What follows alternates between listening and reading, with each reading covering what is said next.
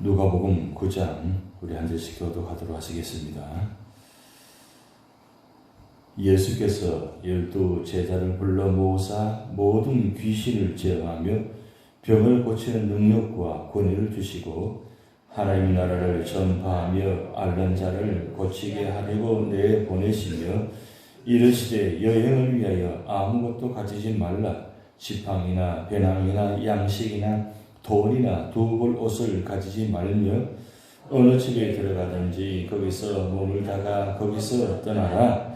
누구든지 너희를 영접하지 아니하거든 그 성에서 떠날 때에 너희 밭에서 먼지를 떨어버려 그들에게 증거를 삼으라 하시니 제자들이 나가 각 마을에 두루다니며 곳곳에 복음을 전하며 병을 고치더라. 분봉왕 헤롯이 이 모든 일을 듣고 심히 당황하니 이는 어떤 사람은 요한이 죽은 자 가운데서 살아났다고도 하며 어떤 사람은 엘리야가 나타났다고도 하며 어떤 사람은 예수니라 한 사람이 다시 살아났다고도 함이라. 헤롯이 이르되 요한은 내가 목을 베었거늘 이제 이런 일이 들리니 이 사람이 누군가 하며 그를 보고자 하더라. 사도들이 돌아와 자기들이 행한 모든 것을 예수께 여쭈니 데리시고 따로 베세다라는 고을로 떠나가셨으나 무리가 알고 따라왔거늘 예수께서 그들을 영접하사 하나님 나라의 일을 이야기하시며 병 고칠 자들은 고치시더라. 날이 되어저물어 가매 12 사도가 나와 여짜오되 무리를 보내어 두루 마을과 촌으로 가서 유하며 먹을 것을 얻게 하소서. 우리가 있는 여기는 빈들이니이다. 예수께서 이르시되 너희가 먹을 것을 주라 하시니 여짜오되 우리에게 떡 5개와 물고기 2마리밖에 없으나 이 모든 사람을 위하여 먹을 것을 사지 아니하고서는 할 수 없사옵나이다 하니 이는 남자가 한 5,000명 되미르라. 제자들에게 이르시되 때를 지어 한 50명씩 앉히라 하시니 제자들이 이렇게 하여 다 앉힌 후 예수께서 떡 5개와 물고기 2마리를 가지사 하늘을 우러러 축사하시고 떼어 제자들에게 주어 무리에게 나누어 주게 하시니 먹고 다 배불렀더라. 그 남은 조각을 12바구니에 거두니라. 예수께서 따로 기도하실 때에 제자들이 주와 함께 있더니 물어 이르시되 무리가 나를 누구라고 하느냐? 대답하여 이르되 세례 요한이라 하고 더러는 엘리야라. 더러는 옛 신자 중에 한 사람이 살아났다 하나이다. 예수께서 이르시되 너희는 나를 누구라 하느냐? 베드로가 대답하여 이르되 하나님의 그리스도시니이다 하니 경고하사 이 말을 아무에게도 이르지 말라 명하시고 이르시되 인자가 많은 권한을 받고 장로들과 대제사장들과 서기관들에게 버림받아 죽임을 당하고 제3일에 살아나야 하리라 하시고 또 무리에게 이르시되 아무든지 나를 따라오려거든 자기를 부인하고 날마다 제 십자가를 지고 나를 따를 것이니라. 누구든지 제 목숨을 구원하고자 하면 잃을 것이요 누구든지 나를 위하여 제 목숨을 잃으면 구원하리라.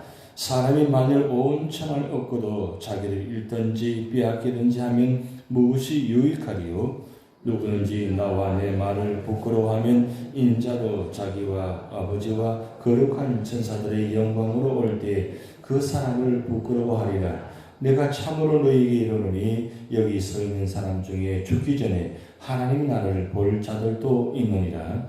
이 말씀을 하신 후 8일쯤 되어 예수께서 베드로와 요한과 야고보를 데리고 기도하시러 산에 올라가사 기도하실 때에 용모가 변화되고 그 옷이 휘어져 광채가 나더라. 문득 2 사람이 예수와 함께 말하니 이는 모세와 엘리야라. 영광 중에 나타나서 장차 예수께서 예루살렘에서 별사하실 것을 말할세 베드로와 및 함께 있는 자들이 깊이 졸다가 온전히 깨어나 예수의 영광과 및 함께 선 2 사람을 보더니 2 사람이 떠날 때에 베드로가 예수께 여짜오되 주여 우리가 여기 있는 것이 좋사오니 우리가 초막셋을 짓되 하나는 주를 위하여 하나는 무엇을 위하여 하나는 엘리야를 위하여 하사이다 하되 자기가 하는 말을 자기도 알지 못하더라. 이 말을 처음에 구름이 와서 그들을 덮는지라.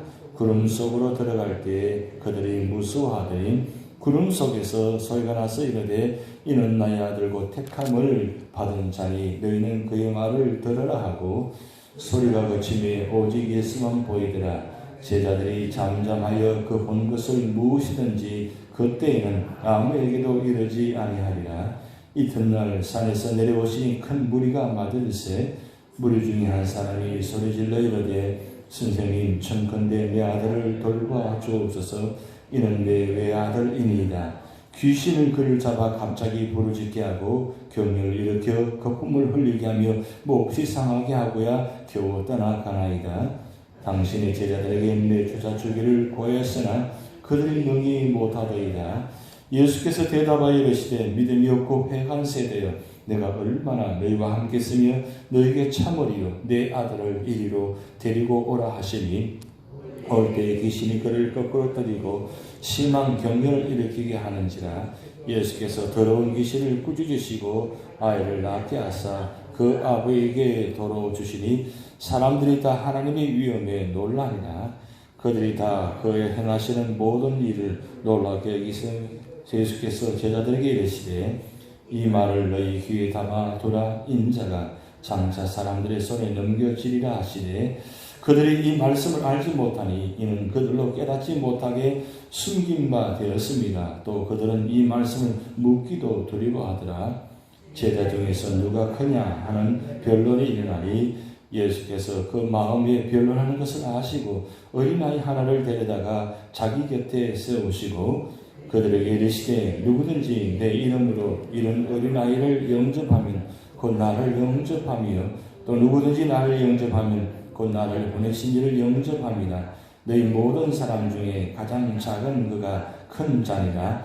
요한이 여짜오되 주여 어떤 사람이 주의 이름으로 귀신을 내쫓는 것을 우리가 보고 우리와 함께 따르지 아니하므로 금하였나이다. 예수께서 이르시되 금하지 말라. 너희를 반대하지 않는 자는 너희를 위하는 자리라 하시니라.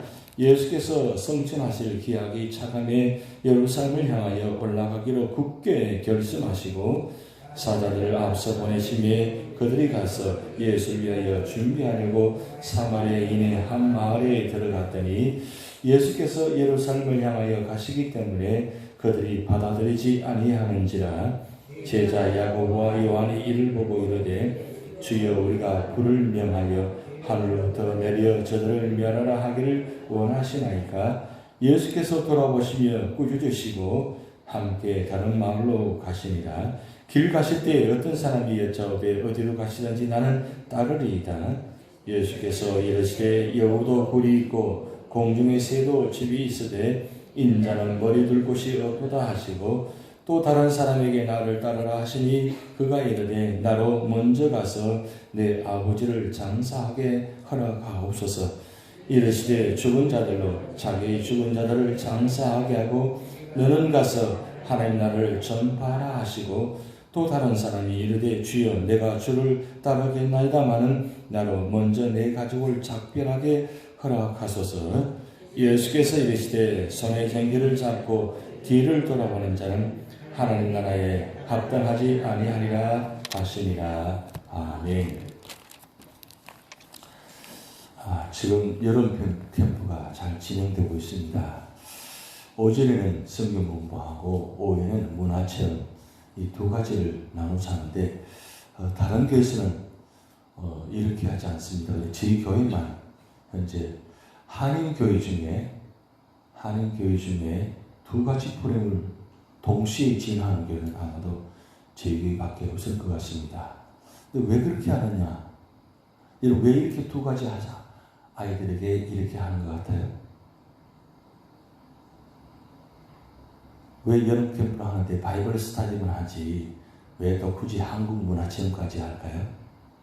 그래서 우리 아이들에게 정체성을 심어주기 위함입니다. 미국에 살아가시면서 50년, 60년 이렇게 많이 되셨는데 다른 민족들과 구분해보면 좀 차별이 있습니다.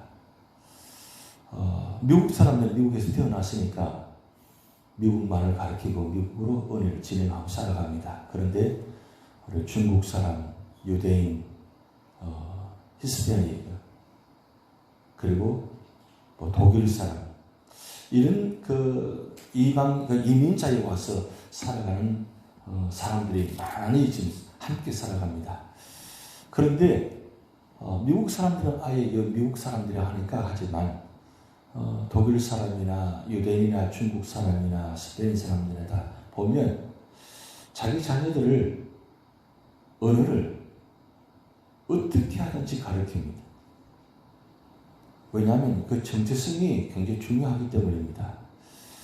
저희 집 아이도 국민학 초등학교 5학년 때 와서 참 처음에 적응하기 힘들었지만 그래도 감사하게도 잘 적응하고 지금 현재 미국 생활하고 있지만 중학교, 고등학교 올라가면 딱 나눠집니다.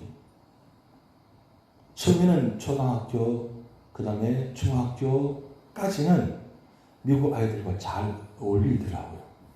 근데 고등학교 딱 올라가니까 다 구분이 되어져요. 아이들이 어울리는 동무들이, 친구들이 그 미국 아이들과 잘 어울리다가 어느 순간부터 자기 핏줄, 그러니까 자기 얼굴 색깔과 같은 빛의 아이들하고 같이 어울려요. 아시아는 아시아계, 유럽은 유럽 쪽에, 미국은 미국, 이렇게 구분이 돼서 아이들이 자라더라고요. 그러면서 집에 아이가 학교 갔다가 와서 그렇게 이야기해요. 나눠진다고. 어쩔 수 없다고. 이상하게 처음에는 중학교 다닐 때는 미국 아이를 집에 데려가는데 고등학교 올라가서는 아시아계 쪽 아이들을 데리고 오더라고요. 대학 들어가니까 완전히 더 구분이 되었죠. 왜 그럴까요? 미국에 살면서 어쩔 수 없는 것 같아요. 그 핏줄이 참 무서운 것 같아요. 그런데 다른 민족의 사람들은 그 자기 나라의 말을 철저하게 가정에서도 사용하고 또 어떤 기관을 사용해가지고 많이 사용하는데 우리 한국 쪽에 좀 보면 좀 그렇지는 못한 것 같아요. 그러다 보니까 아이들이 자라면서 분명히 얼굴 색깔은 한국 사람인데 미국에서 살아가다 보니까 이것도 아니고 저것도 아니고 정체성이 없어져 버려요. 그런데 다른 민족의 아이들은 정체성이 확실히 뿌리가 내려가지고 그들 아이끼리만 모이면 영어로 말하지 않고 독일 말하고 중국 말하고 히브리하고 스페인 말하고 완전히 구분이 되어져요. 그런데 같이 모이면 영어를 해요. 근데 자기 아이들끼리 자기 색깔끼리 모이면 자기들 언어를 해요. 그걸 아주 철저하게 교육을 시킨다는 거예요.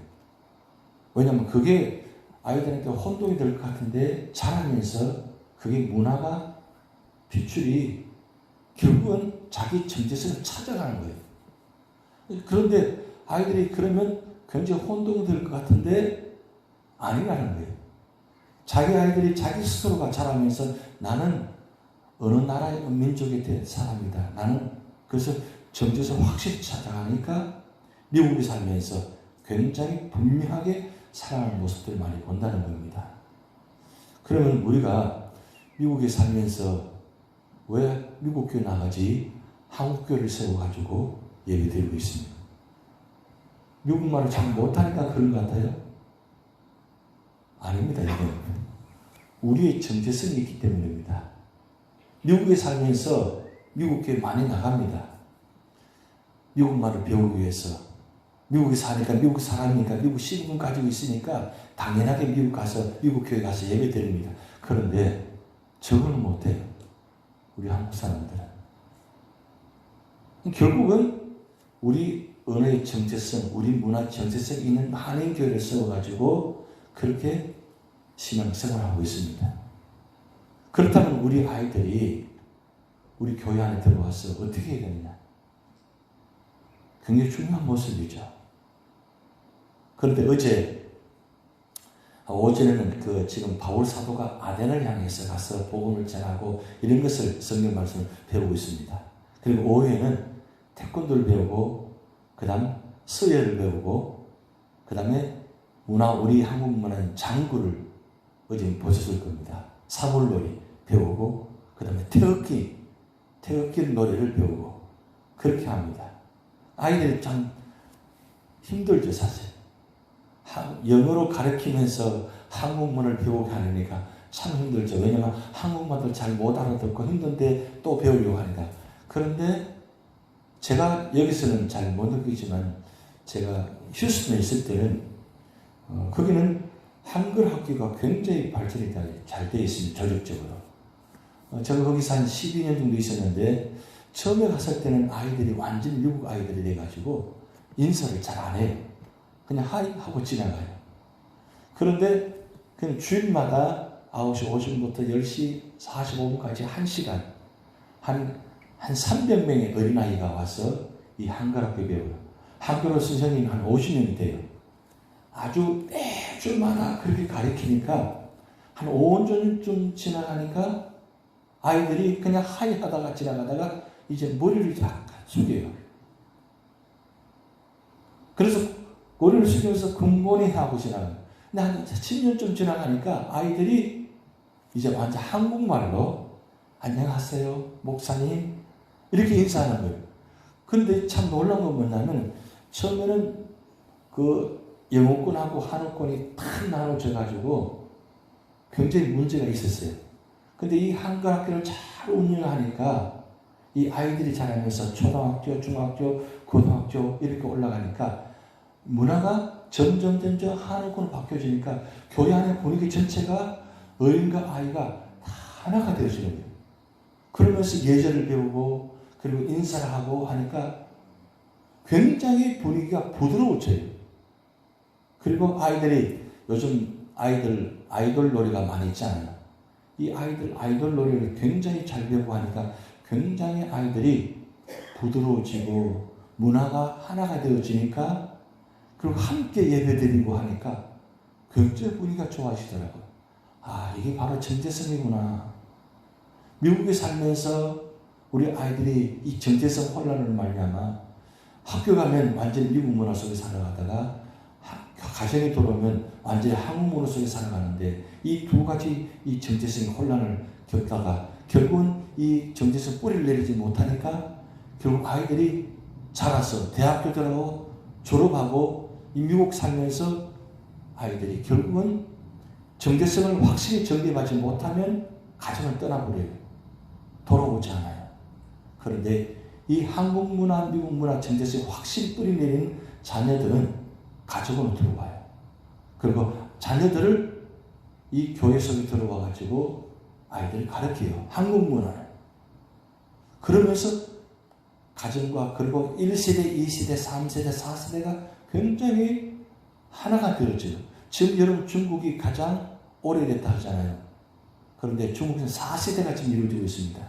근데 이 4세대 이 중국 사람들이 굉장히 뿌리가 깊잖아요. 우리가 그걸 미국 살면서 굉장히 많은 것을 보고 느낍니다. 처음에는 첫날 와서는 우리 아이들이 굉장히 힘들어합니다. 그런데 이틀 좀 지나니까 조금 친숙해져요. 한국 문화가. 사실 1년 만에 배우는 건데 1년 만에 이 태극기 노래를 배우고 체조를 배우고 그 다음에 이런 문화를 배우는데 처음에는 힘들지만 이제 3일, 4일쯤 지나가면 완전히 좀 달라질 거예요. 교회가 이 문화를 심어주는 게 굉장히 필요한 것 같습니다. 왜 제가 이 말씀 드리냐면 이 누가복음 9장의 이야기가 바로 그 이야기입니다. 제자를 불렀습니다. 예수님께서. 그런데 여러분 예수님께서 공생 기간 동안 이 예수님께서 이 12명의 제자를 집중적으로 훈련시키시는데 이제 오늘 9장의 말씀은 3년차 들어가는 시점입니다. 3년차 들어가는 시점에서 왜 제자를 불렀는지 제자의 사명이 무엇인지를 지금 예수님께서 가르칩니다. 너희는 예수님의 제자라는 거예요. 제자는 무엇을 하느냐?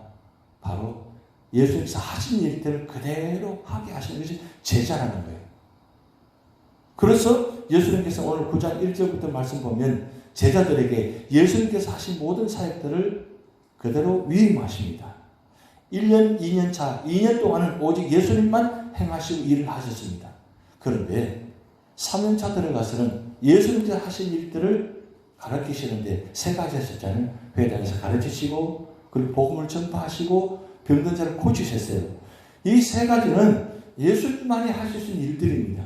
그런데 예수님만이 하신 일들을 지금 제자들에게 위임하셔가지고 가르치는 능력과 복음을 전파하는 능력과 심지어는 병 고치는 능력까지 주셔가지고 제자들에게 보내시잖아요. 보내셔서 예수님 하신 일들을 그대로 하게 하십니다. 그러면 오늘 우리가 지금 예수 믿은 지 30년, 40년, 50년 되었어요. 그럼 우리는 그냥 단순히 구원받고 그냥 교회 그대로 왔다 갔다 하게 다니는 그 상도가 아니라 이제는 제자로 부르심 받았다는 거죠. 그럼 제자로서 어떻게 하느냐? 바로 말씀을 가르치고 복음을 전파하고 그리고 기도해서 능력을 나타내는 이런 일들을 우리에게 은혜 주셨다는 거예요. 성령을 통해서 우리가 능력을 부어 주셨다는 거예요. 그럼 과연 우리 정체성은 뭐냐? 우리 정체성은 제자입니다. 제자이기 때문에 제자는 스승이 가르친 것을 그대로 나타내는 것이 제자예요. 근데 과연 그럼 우리는 어때요? 제자로서 우리가 그렇게 살아가고 있습니다. 그저 예배만 드리고 그렇게만 신앙생활을 하고 있는지 아니면 진짜 우리 삶 속에서 예배 끝나면 나가 선교 시작하는데 삶의 현장 속에서 정말 제자로서의 삶을 살고 있는지 그걸 우리가 이 누가복음 9장을 통해서 지금 말씀하고 있습니다. 누가복음 9장은 사실 예수님 공생기간에 가장 중요한 사역들을 여기 다 기록해 놓았어요. 이 5,000명을 먹으시는 이 사건도 사복음서에 기록해 놓았는데 예수님께서 38가지 기적을 펴보시는데 사복음서에 나타난 기록은 이 5,000명 먹이시는 이 사건 하나밖에 없어요. 근데 왜 이 5,000명을 먹이는 사건을 이 본문에 기록해 놓았을까요? 예수님은 생명의 떡을 먹이시는 영원한 생명의 주인 되시는 거죠. 그 말씀을 하고 있는 것입니다. 그런데 이런 모든 일들을 지금 제자들에게 사실은 많은 사람이 기적을 베풀지만 사실은 제자들에게 보여주시는 사건입니다. 그리고 예수님 제자들이 너는 나를 누구라 하느냐 그렇게 이야기할 때 다른 사람은 뭐 엘리야다 모세다 이야기하지만 베드로가 고백하잖아요. 주님은 그리스도의 살아계신 하나님의 아들이십니다. 바로 정체성 제자는 바로 이 고백 주는 그리스도의 살아계신 하나님의 아들이시라는 것 이 고백하는 것 그러면서 예수님 당신 자신 누구인가를 가장 정확하게 보여주시는 이 변화선 사건 바로 신성의 모습을 드러내시잖아요. 나는 이런 사람이라는 것 내가 이런 자라는 것 나는 하나님의 아들 예수 그리스도라는 것을 아주 정체적으로 바로 보여주시잖아요. 사실 그래서 누가복음 9장은 이 성경 전체의 가장 중요한 부분을 다 기록해 놓았습니다. 그런데 중요한 건 예수님께서 당신 자신의 정체성도 분명히 드러내시고 제자들에게도 정체성이 무엇인가를 확실히 보여주시고 있는 사건을 누가복음 9장을 통해 말씀하고 있습니다. 그렇다면 오늘 우리 삶의 자리에 나는 누구인가? 나는 어떤 사람인가? 이걸 분명히 하시라는 거죠. 나는 예수님의 제자라는 것. 그럼 예수님의 제자는 분명히 말씀하셨습니다. 능력을 위임하셨습니다. 사명을 위임하셨습니다. 그래서 오늘 우리 삶의 자리에 예수님께서 제자들 보내신 것처럼 오늘 우리에게도 이 사명을 주셔서 이 세상 속에 살아가면서 보내시는 사명을 주셨습니다. 그래서 오늘 우리 모든 삶의 자리마다 이런 삶의 자리가 나타나는 결론은 뭐냐? 제자는 예수님처럼 구원자의 삶을 살아야 된다는 거죠. 구원. 그래서 오늘 우리 삶의 자리에 여러분의 한 생명을 구원하는 그런 자리가 될 때 하나님 뜻을 이루는 자리가 됩니다. 그냥 그렇게 아무 의미 없이 미국 땅에서 살아가는 존재가 아니고 신앙생활 하면서도 그냥 그렇게 살아가는 존재가 아니라 특별히 우리 자녀들에게 무엇을 보여주느냐 무엇을 남기느냐 바로 믿음의 씨앗을 우리 자녀에게 남겨주는 것. 너는 하나님의 자녀라는 것. 너는 하나님의 자녀라는 것. 이걸 보여줄 때에 하나님은 우리 가정을 통해서 우리 교회를 통해서 이 마지막 땅, 이 미국 땅에서 큰 그런 구원의 역사가 나타날 줄 믿습니다. 다 같이 기도 마치겠습니다. 하늘에 계신 우리 아버지여, 이름이 거룩히 여김을 받으시오며 나라의 마옵시며 뜻이 하늘에서 이룬 것 같이 땅에서도 이루어지이다. 오늘날 우리에게 일용할 양식을 주옵시고 우리가 우리에게 죄진 자를 사하여 준 것 같이 우리 죄를 사하여 주옵시고 우리를 시험에 들게 하지 마옵시고 다만 악에서 구하옵소서. 대개 나라와 권세와 영광이 아버지께 영원히 있사옵나이다.